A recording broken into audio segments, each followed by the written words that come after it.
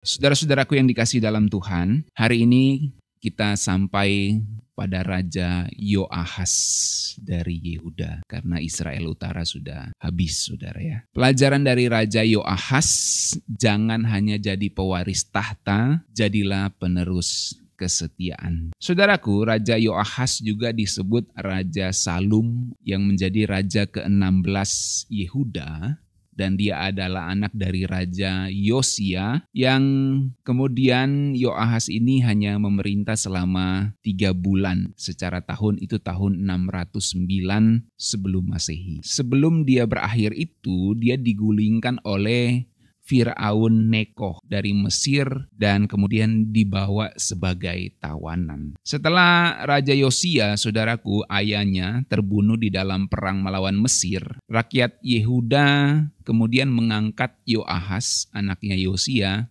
menjadi raja. Nah, saudara, Yoahas ini bukan anak sulung dari Yosia. Seharusnya kakaknya yang bernama Eliakim lah atau Eliakim atau Yoyakim yang naik tahta. Biasanya kan anak sulung yang naik tahta. Tapi ternyata yang diangkat oleh rakyat adalah Yoahas. Nah, ini menunjukkan bahwa rakyat sangat menyukai Yoahas daripada Eliakim atau Yoyakim. Mungkin karena Yoahas dianggap lebih kuat atau lebih dekat dengan aspirasi rakyat. Ya biasalah ya, namanya memilih raja pasti yang merasa mewakili aspirasi mereka lah yang dipilih. Dalam 2 Raja-Raja 22 ayat 30, rakyat negeri itu mengambil Yoahas bin Yosia, mengurapi dia dan menjadikannya raja menggantikan ayahnya. Jadi dia sebenarnya bukan anak sulung tapi diangkat menjadi raja. Rakyat memilih Yoahas tanpa campur tangan Mesir,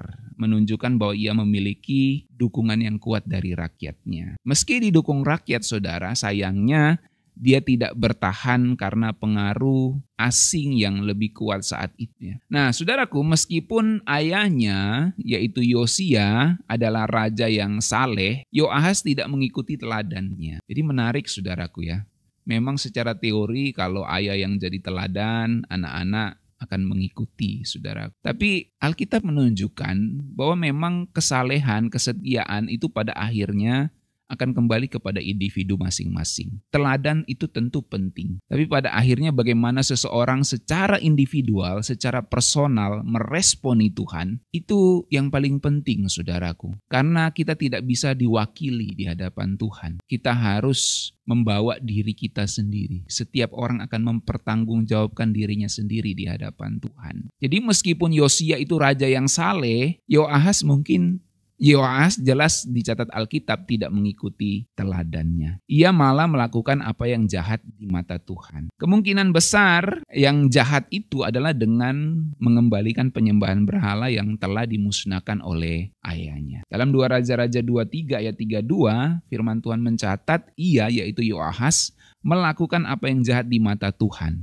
Tepat seperti yang dilakukan oleh nenek moyangnya. Ya, jadi dia tidak mengikuti Raja Yosia, tidak mengikuti Daud, tapi dia mengikuti nenek moyangnya yang lain yang jahat. Ya. Nah, saudaraku, dalam Yeskiel 19 ayat 3-4 itu besar kemungkinannya menunjuk pada Yoahas sebagai singa muda yang tertangkap, saudara. Dalam Yeskiel 19 ayat 3-4, ia membesarkan salah satu anaknya menjadi singa muda. Anak itu belajar menerkam mangsa dan bahkan memangsa manusia. Tapi bangsa-bangsa mendengar tentang dia, mereka menangkap dia dalam perangkapnya dan membawanya dengan kait ke tanah Mesir. Jadi nubuatan itu menunjuk kepada Yoahas, saudaraku. Nah, masalahnya Yoahas ini tidak belajar dari ayahnya, Yosia yang begitu saleh. Tapi dia mengikuti dosa para raja-raja yang jahat. Meskipun pemerintahannya sangat singkat, saudaraku, dosa-dosa yang dilakukan oleh Yoahas ini sangat besar. Sehingga dia dicatat sebagai raja yang jahat. Beberapa kali saya mengajak saudara merenungkan, kalau hidup kita dicatat oleh Tuhan, apakah kita akan dicatat sebagai raja yang jahat atau raja yang saleh? Sebagai orang yang jahat atau orang yang saleh. So, bayangkan ini Yoahas ini dan beberapa raja lainnya itu dicatat sebagai raja yang jahat, tercatat di kitab suci, saudaraku. So, bayangkan nanti kita ketemu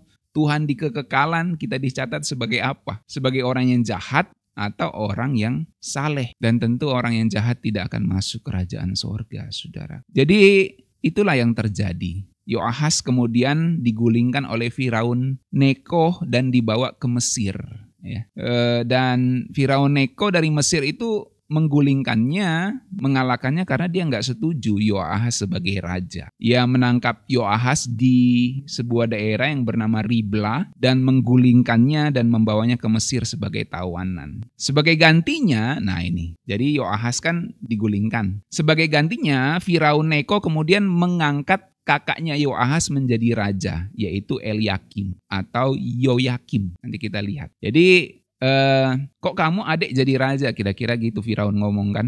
Saya gulingkan kamu. Sekarang yang jadi raja adalah Eliakim, Yoyakim. Jadi Yoyakim diangkat sebagai raja menggantikan Yoahas. Nanti kita bahas soal Yoyakim, saudara. Kalau kita baca 2 Raja-Raja 23 ayat 33 sampai 34, Firaun Neko membelenggu dia di situ menunjuk Yoahas di Ribla di tanah Hamat supaya jangan ia memerintah di Yerusalem. Dan Firaun mengenakan kepada negeri itu pajak 100 talenta perak dan 1 talenta emas. Lalu Firaun Neko mengangkat Eliakim bin Yosia menjadi raja menggantikan Yosia ayahnya dan mengubah namanya menjadi Yoyakim. Jadi namanya Eliakim kemudian diganti oleh Firaun menjadi Yoyakim. Tetapi Yoahas dibawa pergi dan akhirnya mati di Mesir, saudara. Kemudian dalam Yeremia 22 ayat 11 sampai 12, nubuat tentang Yoahas tidak akan kembali ke Yehuda itu dicatat, saudaraku. Dalam Yeremia 22 ayat 11 sampai 12, sebab beginilah firman Tuhan mengenai Salum bin Yosia, maksudnya Salum di situ adalah Yoahas, saudaraku, nama lain dari Yoahas. Salum bin Yosia, raja Yehuda yang telah menjadi raja menggantikan Yosia ayahnya dan telah keluar dari tempat ini, maksudnya dari Yehuda. Ia tidak akan kembali ke sini lagi, tetapi di tempat ia dibuang, di sanalah ia akan mati. Dan negeri ini tidak akan dilihatnya lagi. Jadi cerita tentang Yoahas itu ada di Raja-Raja, juga dinubuatkan di dalam Yeremia, saudaraku. Yeremia 22 ayat 11 sampai 12. Nah, saudaraku, Yoahas adalah raja pertama Yehuda yang kemudian diasingkan dan itu menjadi tanda awal kehancuran Yehuda yang semakin mendekat kehancuran totalnya. Tuhan menghakimi Yoahas dengan membiarkannya mati di pengasingan sebagai akibat dari dosa-dosanya. Peristiwa ini menunjukkan bahwa Yehuda tidak lagi memiliki kedaulatan penuh karena kekuatan asing seperti Mesir dan Babel mulai mengontrol tahta di Yehuda. Saudaraku, apa yang bisa kita pelajari dari Yoahas ini, saudaraku? Yang pertama, jabatan itu bisa didapatkan dalam sehari, tapi karakter itu dibangun seumur hidup, saudaraku. Saya ulangi, jabatan bisa saja didapatkan dalam sehari, tetapi karakter itu dibangun seumur hidup. Yoahas itu naik tahta begitu cepat, rakyat memilih dia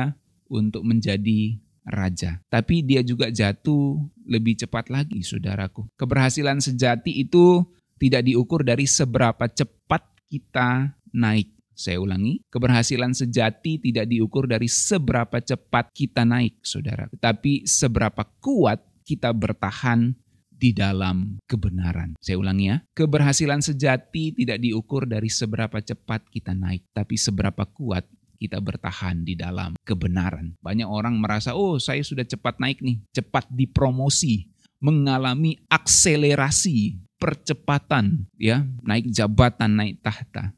Tapi sesungguhnya bukan itulah ukuran keberhasilan sejati. Ukuran keberhasilan sejati adalah seberapa kita bertahan hidup di dalam kebenaran. Kemudian yang kedua, pelajarannya adalah jangan warisi hanya sekedar kedudukan tanpa mewarisi iman. Jadi kita harus mewarisi iman. Yosia, ayahnya Yoahas, menjadi teladan. Bahkan Alkitab mencatat dia menjadi salah satu raja yang paling saleh di dalam Yehuda. Tapi mengapa Yoahas tidak meneladani ayahnya yang begitu saleh? Dia hanya mewarisi tahta kedudukan tapi tidak mewarisi iman ayahnya.